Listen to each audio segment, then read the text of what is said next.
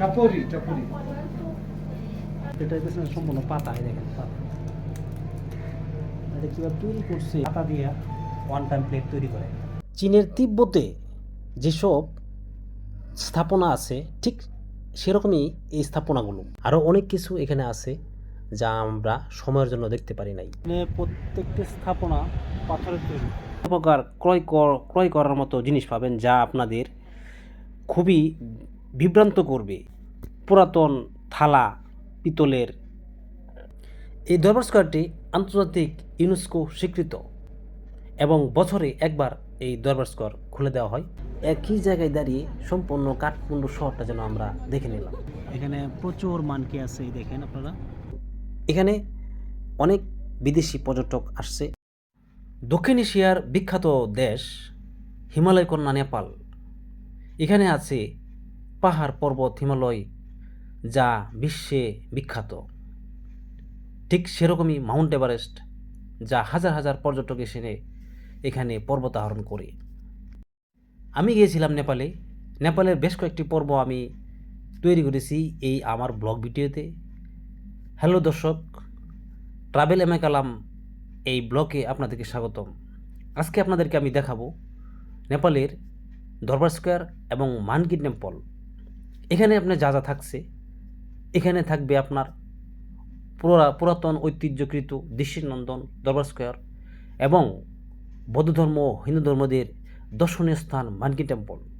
এর বিস্তারিত সৌন্দর্য ও দৃষ্টিনন্দন প্রকৃতির স্থাপনা সব কিছু আপনাদেরকে আজকে তুলে ধরবো এবং আপনাদেরকে দেখাবো। ততক্ষণ আমার পাশেই থাকেন। আশা করি সম্পূর্ণ ভিডিওটা দেখবেন, আপনাদের সবারই ভালো লাগবে। টাপরি টাপরি আলাদা ধরনের ডাল ডিম অর্ডার করছি। তারা মানে এটা আমরা ডিমই বলতে পারবো, কিন্তু ডাল আর ডিমের মিশ্রণে একটা খাবার তৈরি করছি। দেখেন অর্ডার করছি, তারা দিচ্ছে। এটা এই প্লেটের পেছনে সম্পূর্ণ পাতা, দেখেন পাতা। এটা কীভাবে তৈরি করছে সেটা আসলে আমার মাথায় আসে না। এই দেখেন পাতা, গাছের পাতা থাকে না, পাতা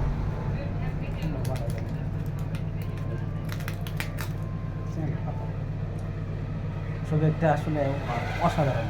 এটা এখানে না আসলে দেখতে পারতাম না পাতা দিয়ে ওয়ান টাইম প্লেট তৈরি করে। খাই আমরা, দেখি কী অবস্থা। আমাদের এখানে যেমন RFL কোম্পানির এই ওয়ান টাইম প্লেটগুলো পাওয়া যায় অথবা অন্যান্য কোম্পানির পাওয়া যায়, তো এখানে পাতা দিয়ে তারা ওয়ান টাইম প্লেট তৈরি করছে। এটা আমার কাছে অবাক করার মতো বিষয় লাগবে। খায় দেখি কিরকম লাগে। ভালোই, আলাদা একটা টেস্ট আছে। সকালের নাস্তা শেষে আমরা দরবার স্কয়ারের উদ্দেশ্যে রওনা হই। আমাদের ট্যাক্সি ক্যাবটি আমাদের এখানে নামিয়ে দেয়। আমরা হাঁটতে হাঁটতে দরবার স্কয়ারের গেটের সামনে এগিয়ে যাচ্ছি। তবে এখানে আমরা সকালে যে নাস্তাটা করলাম এটা আসলে একবারে ব্যতিক্রম ছিল। দরবার স্কয়ার ঢোকার পরে একটি গাইড আমাদের এখানে চলে আসে। তারা বলল, আমরা আপনাদেরকে গাইড দিব, আপনাদেরকে সম্পূর্ণ কিছু দেখাবো। আমরা বললাম না, আমাদের গাইড দরকার নেই, কারণ আমরা নিজেরাই সম্পূর্ণ কিছু ঘুরে দেখব।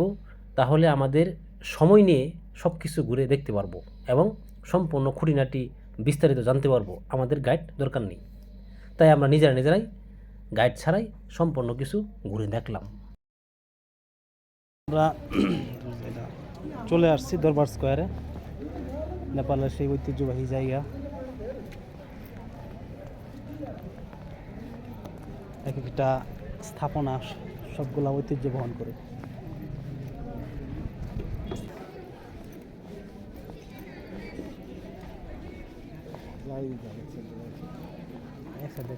বড় আছে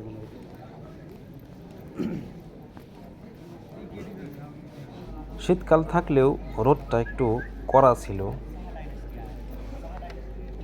যা তাপমাত্রাটা শরীরে লাগতেছিল।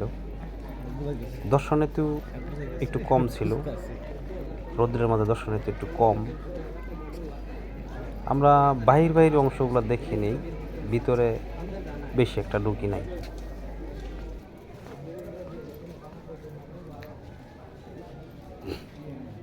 স্থাপনাগুলো সব সেই, হ্যাঁ।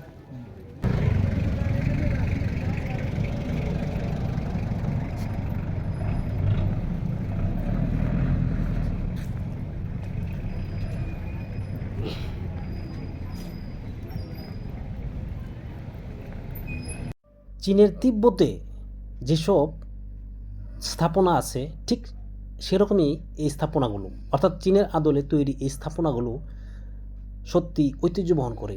আর নেপালিরা সাধারণত চীনের সাথে সম্পৃক্ত, ওরা চীনের যে স্টাইল, চীনের যে চলাফেরা, তারা সেই পথ অবলম্বন করে। এখানে ঘুরতে এসে দেখলাম বিদেশি পর্যটক, দেশীয় পর্যটক এবং স্কুল কলেজের ছাত্রছাত্রীরা, শিক্ষক সহ অনেকেই এই দরবার স্কোয়ারে তারা দেখতে এসেছে, পরিদর্শন করতে এসেছে। দরবার স্কোয়ারের এক একটি পাথর, এক একটি স্থাপনা, এক একটি ঐতিহ্য সত্যি মানে এটা আশ্চর্য বহন করে। এগুলো দেখলে মনে হয় যেন আমরা সত্যি অনেক আগের যুগে চলে গিয়েছি, যা ভৌতিক একটা পরিবেশের মতো। তবে একটা কথা সত্য, এখানে যা স্থাপনা দেখতে পারতেছেন আপনারা সম্পূর্ণ এগুলো পাথরের তৈরি।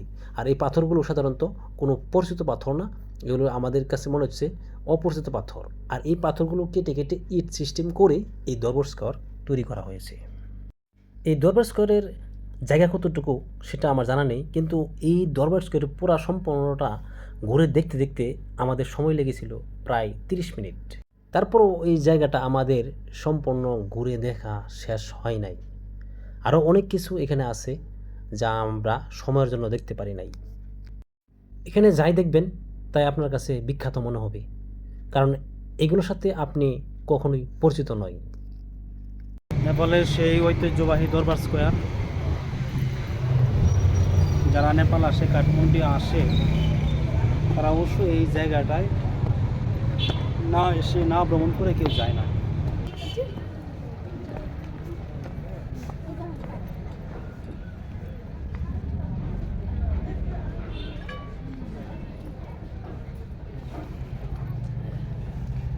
দেখলাম পুকুরে জায়গাটা উঁচু আছে অনেক, আমার তো অনেকেই আসছে এখানে, আজকে তারা আসছে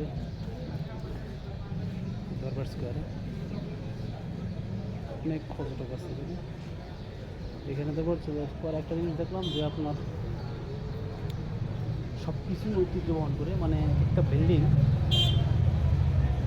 অনেক পুরাতন বিল্ডিং, আমাদের যেমন জমিদার আমলে যে সব বিল্ডিংগুলো ছিল এখন প্রায় বিলুপ্ত প্রায় আমাদের দেশে, তাদের এখানে এগুলো এখনও আছে। সেই ব্রিটিশ আমলের যে তৈরি করা স্থাপনাগুলো এখনও তারা সুন্দরভাবে বহন করে। এখানে প্রত্যেকটি স্থাপনা পাথরের তৈরি, এখানে কোনো ইট সিমেন্ট নেই, যা দেখবেন সব পাথর। এটাও পাথর, এটাও পাথর, এটাও পাথর, কিন্তু কালার করা, আর কি রং করা। নিচের অংশটুকু দেখেন, এটা সব পাথর, সব পাথর, এই দেখেন সব পাথর। এবং আপনার যে সিঁড়ি দিয়ে আমরা উপরে উঠছি, সিঁড়িগুলোও পাথর। অর্থাৎ এগুলা যে অনেক আগে তৈরি হয়েছিল পাথর দিয়ে, এখনও সেই পাথর অবস্থায় আছে।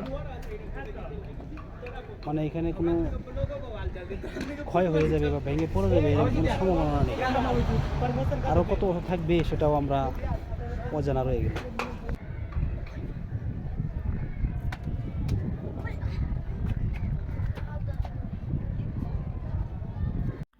দরবার স্কোয়ার যেরকম ঐতিহ্য বহন করে, এর পাশের দোকানগুলো ঠিক সেরকমই ঐতিহ্য বহন করে।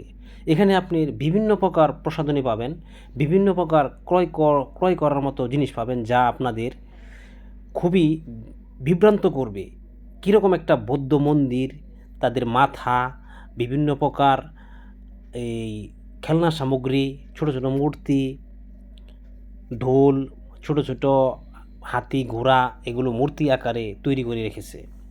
এবং পুরাতন থালা, পিতলের, তামার এই থালাগুলো এখানে পাওয়া যায়। এটি আপনার সাধারণত নেপালিরা ব্রিটিশ আমল থেকে আরও অনেক আগের থেকেই তারা এগুলা ব্যবহার করে আসতেছে। সত্যি এগুলো দেখে আমি সত্যি অবাক হয়েছি। কোনো একটা যন্ত্র আমি কিনবো বা কোনো একটা বস্তু আমি কিনবো, কেনার জন্য আমি মোটেই প্রস্তুত না, কারণ এগুলোর সাথে আমি পরিচিত না। এটা কিনে কোথায় নিয়ে যাব, কী করব, সেটাও আমি নিজেও জানি না। আসলে এগুলো কিনে কি করব, কোথায় রাখবো, কী কাজে লাগবে, তাই আমি কিনি নাই। এবার আপনাদের জানিয়ে দিব দরবার স্কোয়ারের ইতিহাস, ঐতিহ্য। এই দরবার স্কোয়ার কীভাবে তৈরি হয়েছে, কত সালে প্রতিষ্ঠিত হয়েছে, কোন রাজা এই দরবার স্কোয়ার প্রতিষ্ঠিত করেছে। চলেন শোনা যাক দরবার স্কোয়ারের ইতিহাস। নেপালের দরবার স্কোয়ার 1200 সাল থেকে 18 সালে এই দরবার স্কোয়ার নির্মিত হয়। রাজা প্রতাপ মল্ল 1672 সালে এই দরবার স্কোয়ার নির্মাণ করেন। পরবর্তী সময় এটা দরবার স্কোয়ার নামে পরিচিত। এই দরবার স্কোয়ার থেকেই রাজ্য শাসন করা হতো। এখানে রাজাদের বাসস্থান ও তাদের সাংস্কৃতিক ঐতিহ্য সব কিছুই এখানেই থেকেই পরিচালিত হতো। এই দরবার স্কোয়ার হনুমান দুর্গা নামে পরিচিত।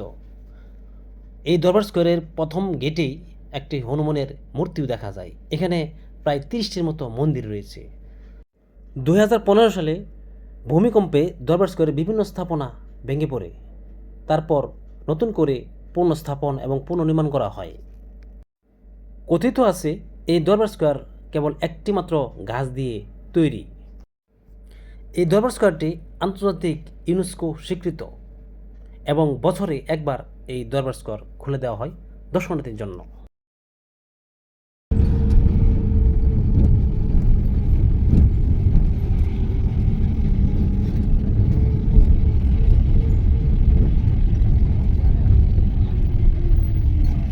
দরবার স্কোয়ারের সৌন্দর্য দেখে আমরা আমাদের ট্যাক্সি নিয়ে চলে যাই মানকি টেম্পল। মানকি টেম্পল হচ্ছে এরকম একটা জায়গা যা নেপালের আরও অনেক সৌন্দর্য আছে, যা আপনি দেখে সত্যি অবাক হবেন। এবং আমরা এখানে গিয়ে সত্যি অবাক হয়েছিলাম, যা দরবার স্কোয়ারের চেয়ে আরও অনেক কিছু এখানে বাড়তি দেখতে পেলাম, যা আমার কাছে নতুনত্ব মনে হয়েছে। মানকি টেম্পল যদি মানকি না থাকে তাহলে কি হয়? এই এখান থেকে সম্পূর্ণ শহরটা দেখা যাচ্ছে, কাঠমান্ডু শহর। এই দেখেন একবারে আপনাদের দেখায়, বাম পাশ থেকে শুরু করে সম্পূর্ণ দেখায়।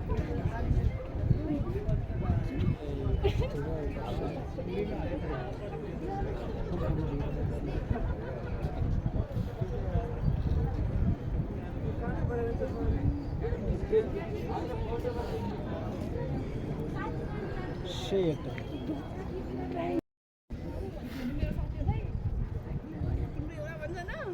এই দেখেন সম্পূর্ণ ভিউটা আপনাদের দেখাই এই পাশ থেকে।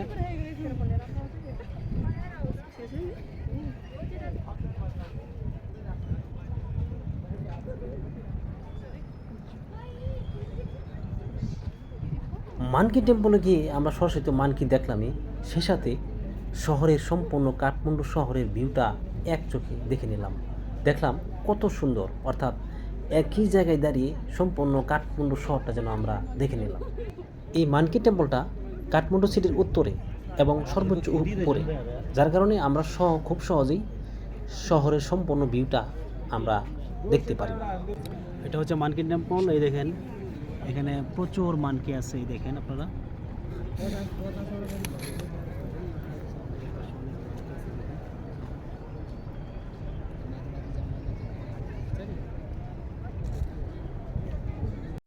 মানকি যে শুধু এখানেই আছে তা নয়, আমরা মন্দিরের চারিপাশে দেখলাম মানকি এবং সরাসরি আমাদের সামন দিয়েও চলাচল করতেছে মানকি। মানকি টেম্পলে আরেকটা জিনিস আছে যা নেপালের সম্পূর্ণ আলাদা ঐতিহ্য, চড়ক, যেগুলো পিতলের তৈরি, গোল গোল হাত দিয়ে ঘুরিয়ে দেয়। অর্থাৎ এখানে যারা তীর্থস্থানে আসে তারা হাত দিয়ে এগুলো ঘোরায় এবং তাদের প্রার্থনা করে। এগুলো আমি ইউটিউবে দেখেছি কোনো ব্লগ ভিডিওতে, যা দেখে সত্যি অনুপ্রাণিত হয়েছি এবং আজ নিজে এগুলো দেখার জন্য সরাসরি আসছি। চলুন এবার আপনাদেরকে দেখাই।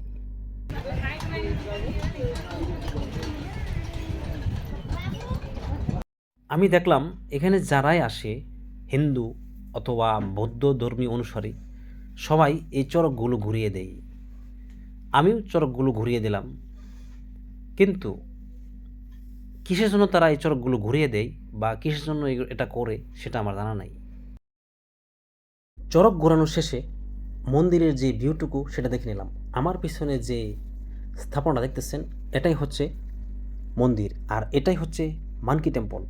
এখানে অনেক বিদেশি পর্যটক আসছে এবং স্থানীয় যারা হিন্দু ধর্মী অথবা বৌদ্ধ ধর্মী অনুসারী তারাও আসছে এখানে তাদের তীর্থস্থান অর্থাৎ পূজা আরাধনা দেওয়ার জন্য।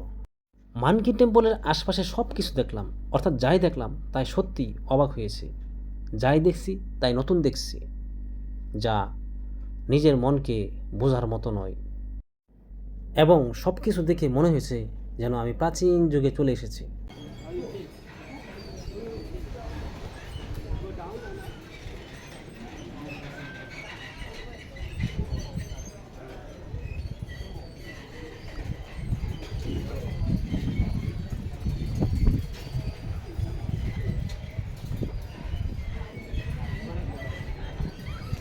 এখানে অনেক বানর, এখানে অনেক মানকি বানর দেখুন, ওরা উপর নিচে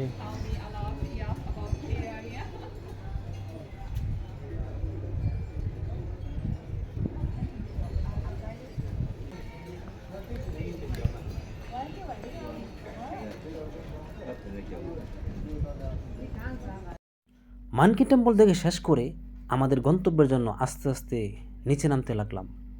আর মানকি টেম্পল দেখতে দেখতে কখন যে সময় চলে যায় সেটা আমরা টেরই পাইনি। এবার আপনাদেরকে বলবো মানকি টেম্পল কীভাবে আসবেন। কাঠমান্ডু শহরের যে কোনো ট্যাক্সি ক্যাবকে আপনারা বলবেন মানকি টেম্পলে যাব, তাহলে তারা আপনাকে নির্দিষ্ট ভাড়ার মাধ্যমে আপনাকে মানকি টেম্পলে পৌঁছে দেবে। তারপর আপনার টিকিট সংগ্রহ করে এই মানকি টেম্পলের বিভিন্ন দর্শনীয় স্থান পরিদর্শন করবেন। ঐতিহ্যবাহী এই মানকি টেম্পল আশা করি আপনাদের ভালো লেগেছে এবং আপনারাও আসলে এই মানকি টেম্পলের সৌন্দর্য উপভোগ করতে পারবেন। দরবার স্কোয়ারের মতো এখানে ছোটো ছোটো দোকান দেখতে পেলাম, আর এই দোকানগুলোতেও তাদের বৌদ্ধ ধর্মের মাথা, হিন্দু ধর্মের মাথা এবং বিভিন্ন প্রকার পিতলের যন্ত্রপাতি, ছোটো ছোটো বস্তু, ঘর সাজানোর প্রসাধনী, মালা, পুঁতির মালা, বিভিন্ন আইটেম দেখতে পেলাম যা সত্যি অদ্ভুত মনে হয়েছে। এখানে এগুলো দেখতে দেখতেই আমাদের এই মানকি টেম্পলের পর্ব শেষ করি এবং এখান থেকে আমরা বিদায় নেই। মানকি টেম্পলের বিস্তারিত আপনারা যা দেখতে পাচ্ছেন সত্যি আশা করি অবাক হয়েছেন। বিস্তারিত আমাদেরকে কমেন্টে জানাবেন আপনাদের মানকি টেম্পল কেমন লেগেছে।